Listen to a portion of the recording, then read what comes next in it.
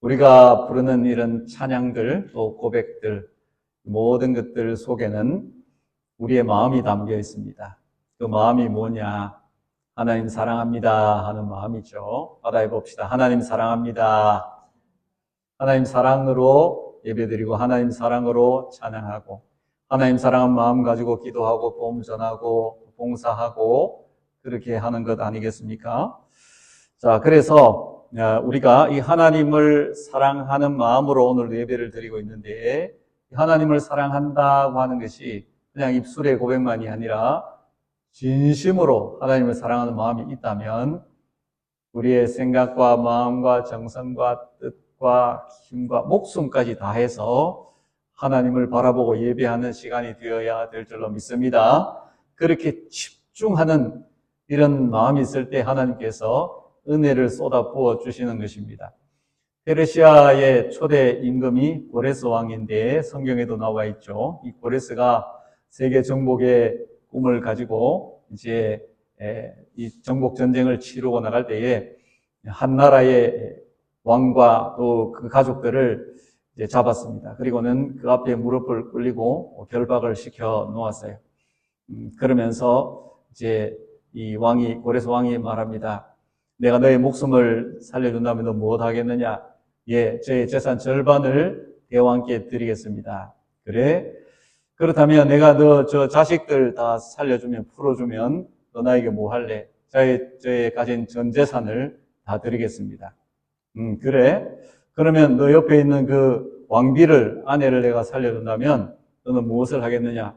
제 목숨을 기꺼이 드리겠습니다. 고레스 왕이 아주 마음이 흡족해서 왕과 그 가족들을 다 살려주었다고 합니다. 이 살아난 왕이 이제 그 고레스 왕의 면전에서 나오면서 왕비에게 물었습니다. 여보, 저 고레스 대왕이 참 멋있지 않소? 아주 배포가 큰 사람이고 내가 볼 때 저 사람은 세계를 정복하고 남을 사람이요 하면서 인물도 잘 생겼지 않소? 당신이 보기에 저 대왕은 어떻소? 하고 와이프에게 물었습니다. 그랬더니 왕비가 하는 말이 예, 저는 그 왕의 얼굴을 모르겠는데요. 저는 오로지 나를 위해서 목숨을 주겠다고 하는 당신밖에 보이지 않아서 아무것도 나에게는 보이지 않고 아무 소리도 들리지 않았다고 이렇게 말했다는 것입니다. 나를 위해서 목숨을 주겠다 하는 사람이 있으면 예사롭게 보이겠습니까? 그런데 나에게 목숨 주겠다 하고 실제로 목숨을 주신 분이 있다면 여러분 어떻게 해야 될까요? 우리가 너무나 잘 아는 예수님의 그 십자가 사랑, 그것은 우리에게 목숨을 주신 것입니다. 말씀으로만 하신 것이 아니라 실제로 그 십자가에서 피 흘리고 죽으셔서 나를 대속해 주셨어요. 그렇다면 우리 예배는 무엇입니까? 그 예수님을 찬양하는 것입니다. 그 예수님을 높여드리고 송축하고 그 예수님의 말씀을 듣는 시간이 아니겠습니까?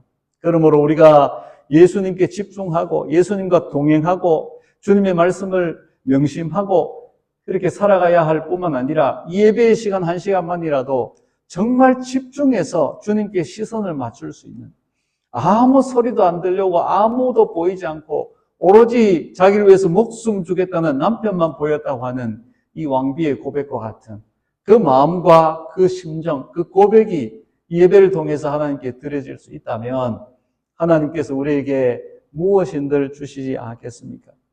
우리의 시선이 분산되는 순간 우리는 실수하는 것입니다. 우리 믿음의 시선이 주님께서 멀어지는 순간 죄의 유혹에 걸려드는 것입니다. 하와가 하나님만 바라보고 하나님 말씀만 명심해야 되는데 고함직하고 탐스럽게 할 만큼 지혜롭게 한 그 열매의 눈과 마음이 빼앗기는 순간 범죄하고 말았습니다. 예수님이 불러주셔서 제자가 되게 해준 가룟 유다는 연보교회의 눈이 돌아가는 순간에 그는 돌이킬 수 없는 죄를 짓고 말았습니다. 사도 바울과 같이 동역하면서 사역하던 데마는 세상을 사랑해서 데살로니가로 가버렸다고 말씀하고 있습니다. 제가 저희 양가 부모님들께 참 감사하는 것이 하나 있습니다. 그것은 그분들이 오로지 주님만 바라보는 모습으로 신앙생활을 하셨다고 하는 것입니다. 여러 가지 어려움이 왜 없었겠어요? 정말 많은 시련들이 있었습니다. 참 감당하기 힘든 어려운 그런 역경들도 있었습니다. 그럼에도 불구하고 그분들은 하나님을 바라보는 그 시선을 놓치지를 않았어요. 한 번도 단 한순간도 하나님을 원망하거나 비관하거나 하는 모습을 보지를 못했어요. 질병에 걸렸을 때도, 재정적인 위기가 크게 닥쳤을 때도, 계획하고 뜻하던 일들이 다 무너지고 포기해야 되는 그런 순간에도 하나님을 원망하지 않더라고 하는 것입니다.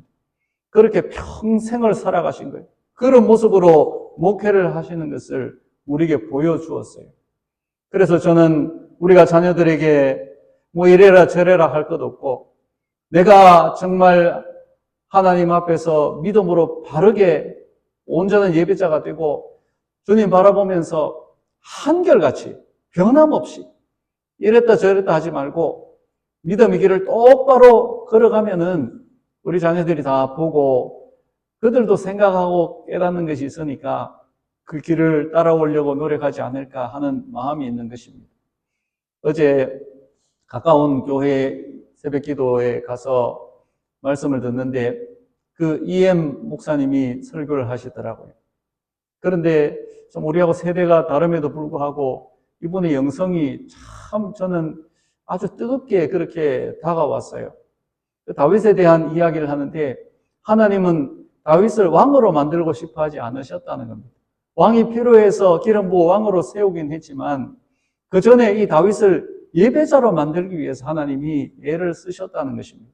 그래서 이 다윗이 들에 있을 때나 광야에 있을 때, 뭐 바위 틈에 있을 때, 동굴 속에 있을 때 그는 주님 품에 안기고 주님을 예배하는 그런 예배하는 사람이 되었을 때 하나님이 이 다윗을 기뻐하셨다라는 설교를 하는데 참 은혜가 되었습니다. 그러면서 이 다윗에게 있는 그 부르짖음의 영성에 대해서 말씀을 전한 것을 들으면서 자기는 그 부르짖음의 영성에 대해서 그 아버지가 그 교회 담임 목사입니다. 그 아버지 목사님을 통해서 배웠다는 것입니다. 우리가 자녀들에게 이와 같은 한국 교회가 가지고 있는 좋은 전통들, 주여 주여 하면서 부르짖으면서 기도하는 이런 모습들, 정말 하나님께서 우리를 어떻게 사랑하시는가 하는 것을 우리의 신앙 생활을 통해서 보여줄 수 있는 이런 믿음의 선진들이 되면 좋겠다는 생각을 했습니다. 로마서는 사도 바울이 썼습니다. 그가 예수님께 받은 복음의 핵심이 로마서에 녹아 있습니다. 이 성경 전체를 보물 상자라고 한다면 로마서는 그 보물 상자 안에 들어있는 반지와도 같습니다. 그런데 이 반지 중에서도 다이아몬드가 박혀 있는데 그 다이아몬드가 뭐냐 하면 로마서 8장이라고 그럽니다. 그러므로 이 로마서 8장은 참 중요한 것입니다. 우리 신앙의 마그나 카르타, 이 믿음이 뭔가 하는 것을 분명하게 선포해주는 하나님의 그 자유의 성령의 법에 대해서 말씀을 해주고 있는 것인데 죄와 사망의 법에서 우리를 해방하여 주신 예수 그리스도의 그 십자가 복음에 대해서 분명하게 선명히 드러내주고 있습니다. 그 중에서도 이 32절 한 절 말씀은 그 8장의 말씀을 다 축약해 놓은 것이라고 볼 수 있습니다. 그 32절의 말씀이 뭐냐 하면 아들을 주신 하나님께서 오늘 본문이죠. 그 아들과 함께 우리에게 모든 것을 주셨느니라. 받아합시다. 아들과 함께 모든 것을 주셨다. 믿으시기 바랍니다. 그래서 성경 전체를 요약하면 하나님 사랑인데 그 사랑이 어떤 사랑이냐? 아들을 주신 사랑이다. 그 말이에요. 내 목숨 주는 것보다도 아들 줬다. 이건 더 심각한 상황입니다. 하나님이 우리에게 가장 귀한 존재를 주시면서 우리를 사랑하셨다 말씀하고 있어요. 존 파이프 목사님이 그 책을 쓴 중에 내가 바울을 사랑하는 30가지 이유라는 책이 있습니다. 그 책에 보면 이제 이 바울을 왜 자기가 존경한 바울의 인격이나 신앙이나 또 뭐 그의 성품이나 또 인내나 이런 것들을 쫙 나열을 해 놓았어요. 그런데 그 내용들 중에서 이 로마서 8장 32절을 가지고 이제 해석을 하는데 거기에 아포르티오리 논증이라고 하는 부분이 있어요. 이 아포르티오리라고 하는 것이 뭐냐 하면 강한 것으로부터라는 라틴어 뜻을 가지고 있습니다. 그러니까 이 강한 것을 해낼 수 있는 사람은 그 강한 것보다 약한 것을 다 할 수 있다, 그 말이에요. 예를 들어서 에베레스트 산을 여러 차례 등정하신 분이라면 저 한라산, 백두산 이런 거는 능히 올라갈 수 있다는 말입니다. 우리가 신앙생활을 하면서 강한 믿음을 가지고 있으면 이 약한 것들은 이겨낼 수 있다, 그 말이에요. 그래서 큰 시련과 어려움을 통과해서 풀물을 통과한 그런 믿음을 가진 사람은 작은 시련이 닥쳐와도 시험이 와도 넉넉하게 이길 수 있다, 그 말씀입니다. 아들을 주셨다면 모든 것 다 주실 수 있다, 그 말이에요. 하나님이 아들을 주신 그 사랑으로 우리에게 찾아오신 하나님이시라면 그 외에 다른 것에 대해서 뭐 말할 것이 있겠나, 그 논증을 하고 있는 거죠. 예수님께서도 자기 목숨을 주는 것보다 더 큰 사랑은 없다 말씀하셨어요. 아버지가 7살 난 아들과 또 5살 난 딸을 데리고 산책을 가서 횡단보도를 건너다가 달려오는 차에 의해서 교통사고를 당하게 되었습니다. 그런데 이 7살 난 아들이 아주 심한 부상을 입고 말았어요. 병원으로 급히 이제 달려갔고 응급수술을 하게 되었습니다. 그런데 피가 모자라서 피 검사를 해보니까 희귀혈액인 것입니다. 당장 혈액을 구할 수가 없어요. 그런데 그 딸, 5살 난 딸이 이 혈액형이 맞아요. 아무도 맞지 않는데 아빠가 다급하게 그러나 조심스럽게 그 5살 여자아이에게 얘야, 너 오빠가 지금 수술을 해야 되는데 피가 필요하단다. 너 피를 좀 줄 수 있겠니? 하니까 아이가 가만히 생각하더니 아빠 그렇게 할게요. 그래서 수술이 진행되었습니다. 수혈을 하고 그리고는 수술을 해서 그 오빠 남자아이가 회복이 되는 겁니다. 그 병상에 5살 딸아이가 가만히 누워 있습니다. 그리고는 아빠를 보면서 아빠 수술이 잘 되었나요? 그래, 덕분에 수술이 참 잘 되었단다. 네 피를 주어서 오빠가 수술을 잘 받았어. 그러니까 이 딸아이가 말합니다. 아빠, 그러면 나는 언제 죽는 거야? 오늘 죽는 거야? 그렇게 말하는 거예요. 아빠가 깜짝 놀랐어. 야, 너가 왜 죽니? 피를 좀 나눠줬다가 죽는 거 아니야? 하니까 아니에요. 피를 주면 죽는 줄 알았는데요. 그렇게 말하더라는 겁니다. 그래서 이 아빠가 충격을 받은 거예요. 이 아이는 너는 죽을 줄 알면서도 내 피를 준 거가 아니겠습니까? 우리 하나님의 사랑을 말할 때에 하나님이 그 아들을 보낸 것은 어떤 의미입니까? 아들 보내면은 자기 백성들이 영접하지 않고 잡아서 결박을 하고 또 고문을 하고 침을 뱉고 조롱을 하고 십자가에 메워서 처참하게 못 박아 죽일 것을 알고 그 아들을 보냈다는 것입니다. 예수님도 마찬가지세요. 예수님은 그런 운명을 가지고 이 땅에 오셨다는 것을 아시고 오신 분이에요. 마가복음 10장 45절 우리 같이 한번 보십시다. 시작. 인자가 온 것은 섬김을 받으려 함이 아니라 도리어 섬기려 하고 자기 목숨을 많은 사람의 대속물로 주려 함이니라. 아멘. 받합시다. 자기 목숨을 많은 사람의 대속물로 주려 함이라 알고 오셨다는 것입니다. 그것이 예수님이 오신 목적이라는 거예요. 예수님은 아예 그 목숨을 우리에게 내어주기 위해서 오셨다는 겁니다. 그래서 그 사랑이 위대한 겁니다. 우리가 왜 아브라함을 믿음의 조상으로 인정할까요? 아니, 하나님께서 어떻게 이 아브라함을 믿음의 조상으로 인정을 하셨을까요? 그것은 하나님께서 우리를 사랑하는 그 방식으로 아브라함이 하나님을 사랑하는 것을 입증해 보였기 때문입니다. 하나님께서 너 독자 하나 있는 그 아들 나에게 바쳐라 할 때에 아브라함이 주저함이 없이 그 아들을 데리고 모리아 산으로 올라가서 제단을 버려놓고 칼을 들었던 것입니다. 이것은 하나님께서 우리에게 그 아들을 십자가에 내어주시기 전의 사건입니다. 아브라함은 그 하나님의 사랑에 대해서 구체적으로 그 아들을 주셔서 십자가에 죽이신 사실에 대해서 알지 못하던 그때에 자기 아들을 칼을 들어서 죽여서라도 하나님께 드릴 수 있다라고 하는 하나님 사랑을 그 하나님께 보여드렸던 겁니다. 이것이 아브라함의 아프로리티입니다. 아브라함이 하나님을 그렇게 사랑하는 것을 보여준 거예요. 그렇다면 강한 것으로부터 약한 것은 다 해낼 수 있다. 그것을 적용을 할 때에 하나님께서 보실 때 이 아브라함의 믿음, 하나님을 향한 마음, 하나님을 향한 사랑과 절대 순종의 그 자세, 이것을 할 수 있다면 이 사람은 믿음의 조상이 되니 합당하다. 무엇인들 못할까? 나를 위해서 무엇인들 바치지 않을까? 하나님이 감동 먹으신 거예요. 하나님이 그 아들과 함께 주신 것이 무엇입니까? 아들과 함께 모든 것을 주셨다라고 했는데 사주의 은총을 주셨어요. 놀라운 축복 아닙니까? 더 이상 정죄를 받지 않습니다. 받아합시다. 나에겐 정죄가 없다. 우리가 왜 지옥 갑니까? 왜 멸망받는 것입니까? 죄 때문인데 그거 해결해 놓으셨다는 거예요. 십자가에서. 그리고 우리는 구원을 받았습니다. 우리의 노력이나 공로가 아니라 하나님의 은혜로 그리스도의 십자가로 구원을 받았어요. 의롭다 해 주셨습니다. 누가 우리를, 나도 내가 의롭지 않은데. 그런데 율법으로도 의롭게 할 수 없는 어떤 선행으로도 불가능한 것을 그리스도를 통해서 의롭다 해 주셨어요.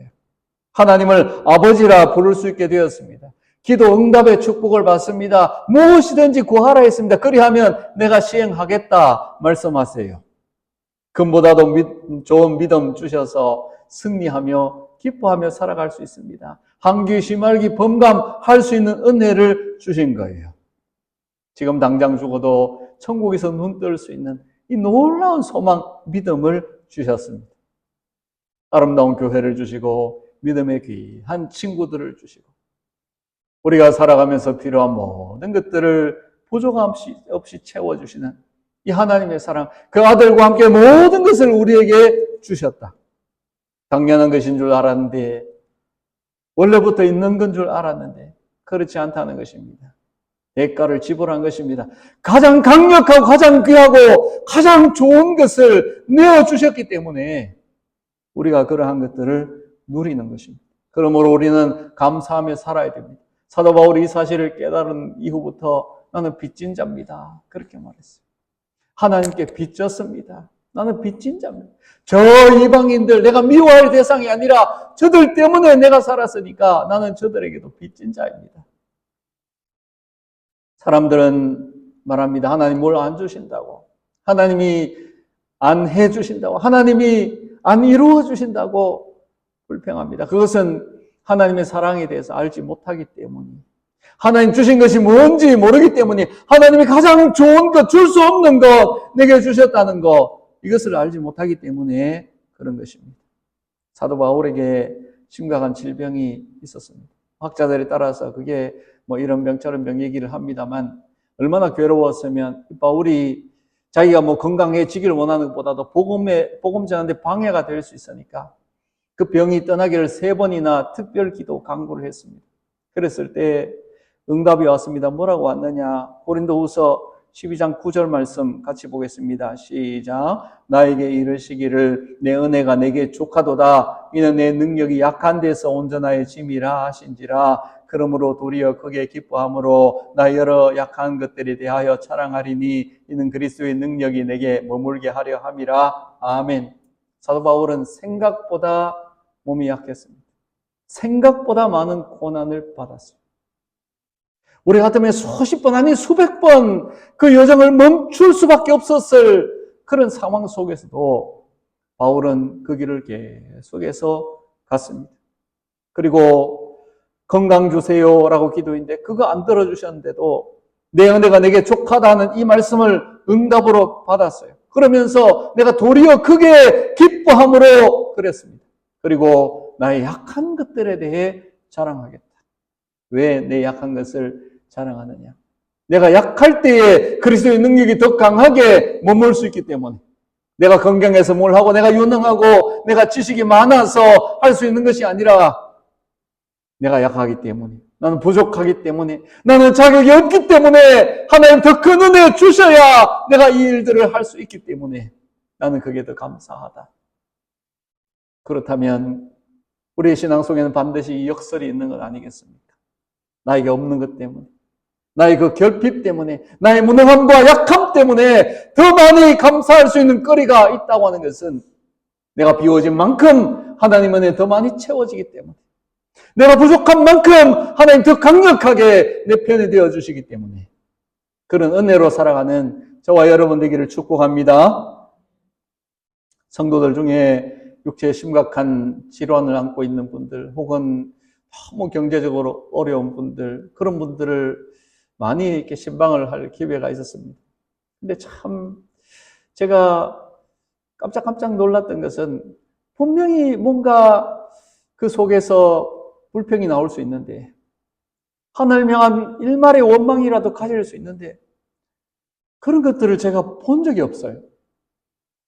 그래서 이 신앙의 힘이라고 하는 것이 성도들 속에 실제로 살아 역사하는 능력이구나. 그 하나님의 아포리티오스를 아는 사람들은 그것 때문에 어떤 자신들의 이 환경과 부닥친 현실 때문에 믿음을 저버리지 않는구나 하는 것을 실제적으로 목회 현장에서 많이 경험할 수 있었습니다. 그러한 현실적인 고통 속에서 오히려 더 감사하고 더 기뻐할 수 있는 이유가 무엇입니까?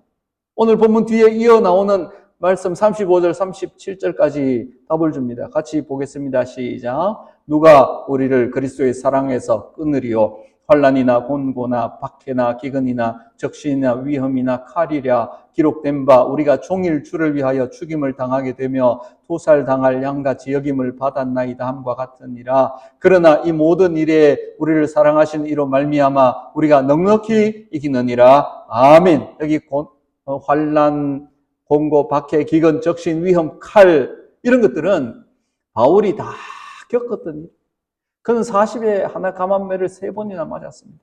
그 40에 하나 감암매라고 하는 것은 이 다리, 이 중년, 대퇴부 이런 것들이 부러질 만큼 고통을 주면서 치는 매라고 합니다. 그거 맞다가 죽는 사람이 많이 있었다는 겁니다.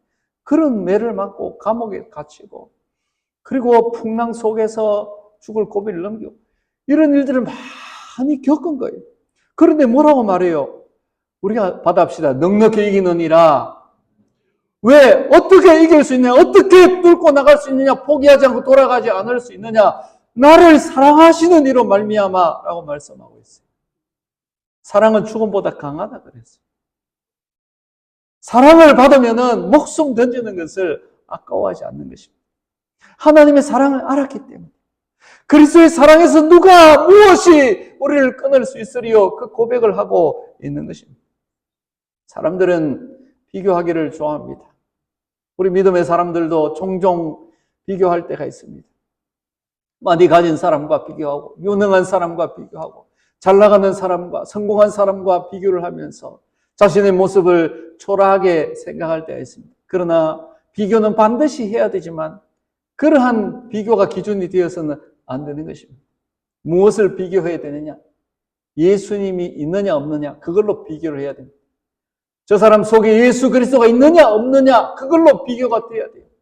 저 부유하고 잘나가고 유능한 저 사람이 예수를 가졌느냐 그렇지 않느냐, 내게 있는 이 예수님이 저 사람에게 있느냐, 그거 비교해보고 예수가 있는 사람, 예수님을 잘 믿는 사람, 예수님 때문에 행복한 사람, 그런 사람은 부러워해야 되지만 그 외에 어떤 조건도 우리의 부러움의 대상이 될 수가 없습니다.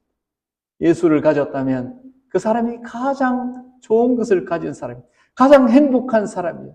여러분이 그러한 줄 믿으시기 바랍니다. 그래서 여러분 그걸로 비교하세요. 그래서 예수 없는 사람 보면 불쌍해서 예수를 전해 주어야 하는 것입니다.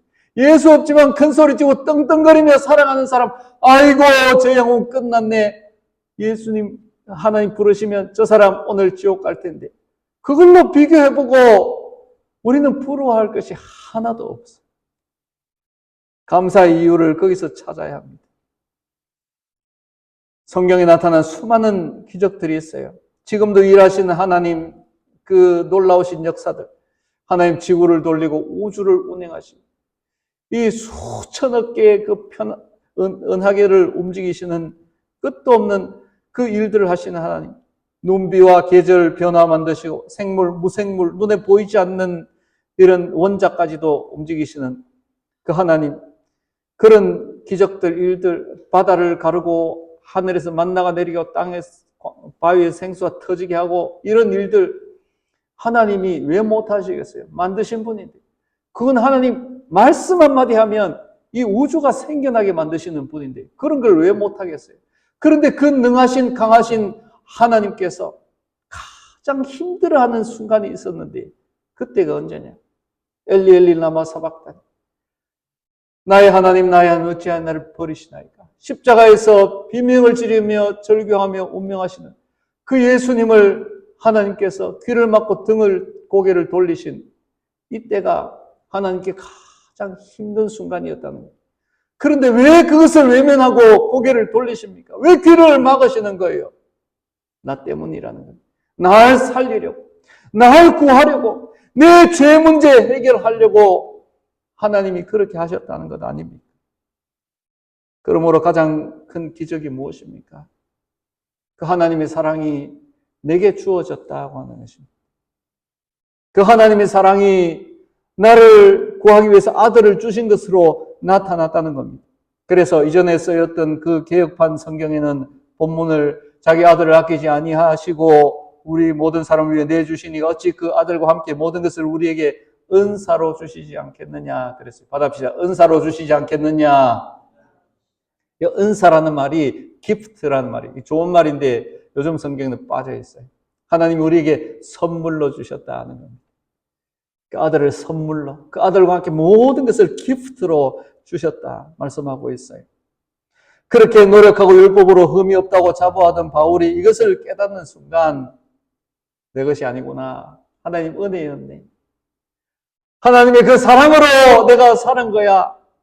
그때부터는 자기 목숨을 돌아보지 아니하고 이 은혜의 복음을 증언한 일에 대해서는 내 생명을 조금 더 귀한 것으로 여기지 아니하노라 하고 달려갔던 것입니다. 그가 그동안에 추구하고 쌓아 올려왔던 것, 소유했던 모든 것을 배설물로 버린다고 선포하고 있습니다. 존 파이프 목사는 이 사건을 이렇게 표현합니다. 바울은 율법을 가지고 기독교를 뒤엎으려고 했다. 그런데 하나님은 복음으로 그런 바울을 뒤엎었다. 예수를 만난 바울은 예수로 세상을 뒤엎었다. 더 받을 것이 없다는 것을 아는 사람은 평생 갚아도 못 갚는다는 은혜의식을 가지고 살아가게 되어 있습니다. 고난이 닥친다고, 환난이 온다고 하나님을 배반하지 않습니다. 아포로티오리, 가장 좋은 것을 주셨는데, 다 받았는데, 예수님 안에 다 있는데, 다른 무엇이 더 필요하겠습니까? 고난이 있고 어려움이 있고 환난이 있는 것조차도 하나님이 더 많은 은혜 주기 위해서 그렇게 하고 계시는 거라면 우리는 이 하나님의 사랑을 깨달은 자로서 감사하며 살아야 되지 않겠습니까? 가난이나 환난이나 위험이나 칼이 있는 것이 불행이 아니라 예수 그리스도가 없는 것이 불행입니다. 병원에 입원한 환자에게 가장 큰 힘이 되는 순간은 아침이 되어서 의사 선생님이 회진을 하시면서 잠깐 그 환자에게 들러서 당신 병이 나아가고 있습니다. 얼마 있지 않으면 태어날 겁니다.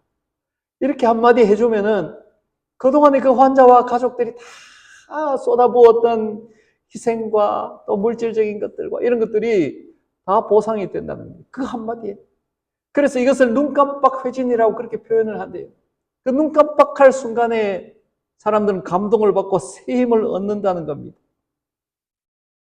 뭐가 있어서 뭐가 뜻대로 되어서 또 모든 어떤 소원이 이루어져서 그런 것들 때문에 우리는 만족하며 사는 것이 아니라 하나님께서 내가 너를 사랑한다. 예수님이 나를 위해서 십자가에 죽으셨다. 이 한마디 말씀, 그 말씀이 우리에게 딱 들려지는 순간 우리는 소망을 붙들고 용기를 내고 믿음을 가지고 어떤 환난도 뚫고 나가면서 살아갈 수 있는 것입니다. 찬송가 202장 4절 5절 가사를 읽어드리고 말씀을 마치겠습니다. 주 예수 날 사랑하시오니 내가 또 예수를 사랑하네. 날 구원하시려 내려오사 십자가 위에서 죽으셨네. 주 예수 날 사랑하시오니 마귀가 놀라서 물러가네. 주 나를 이렇게 사랑하니 그 사랑 어떻게 보답할까? 주 나를 사랑하시오니 즐겁고도 즐겁도다.